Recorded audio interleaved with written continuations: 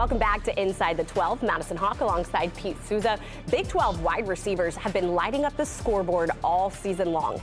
7 different Big 12 wide receivers rank in the top 25 in FBS and receptions through week 5. And Pete, no other conference has more than 4. No, and you talk to people around the country, NFL draft experts and personnel guys, they know that this group, wide receiver group in the Big 12, is loaded with talent. There's a lot of guys who are rising up draft boards right now. Let's take a look at some of them. Let's start with Arizona's McMillan. Pete, we've heard about him all season long. Why does he stand out to you? Well, I mentioned last week Jim Nagy from the Senior Bowl absolutely loves McMillan. I talked to my old college teammate this week, Steve Mensch with ESPN.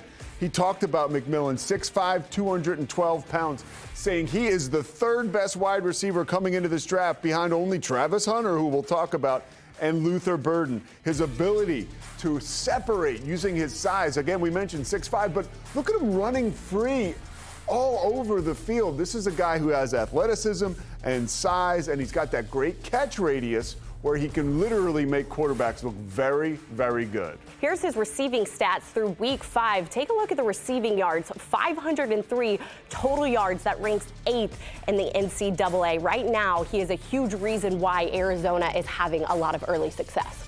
Our next wide receiver has been huge for the development of Baron Morton. It's Texas Tech 6-year senior Josh Kelly. Yeah, he's another guy that has pro personnel guys around the NFL taking notice. He has great short area suddenness and quickness. He's a super senior, too. A lot of experience, 4 years at Fresno State and 1 year at Washington State, has come into the Big 12 and using that strength and contact balance after the catch to separate himself literally from the competition. He also can cut on a dime, as we saw right there. When you can put the brakes on like that and change direction, you're going to get talent scouts at the next level paying attention to you. He could be the best wide receiver Texas Tech has seen since Michael Crabtree, and that is saying something. Here's a look at his numbers.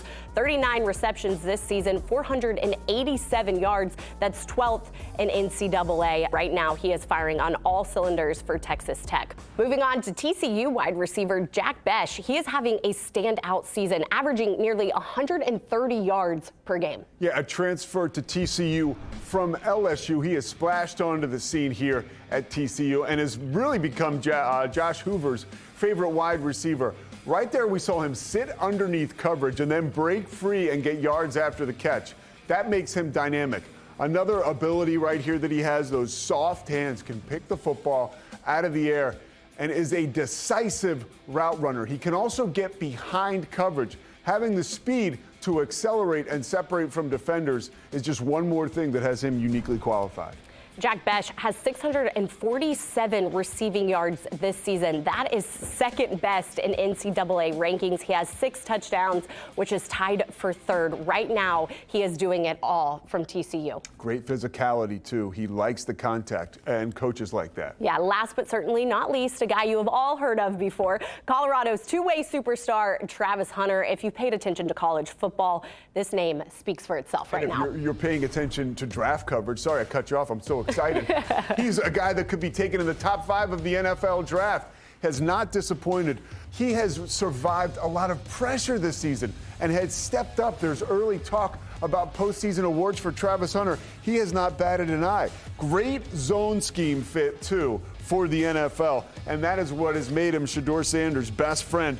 He has the explosive athletic ability and is a twitchy and fluid wide receiver. Great change of direction, too. He's got it all. Hunter ranks top 5 in multiple categories in NCAA rankings. You take a look at the touchdowns, 6.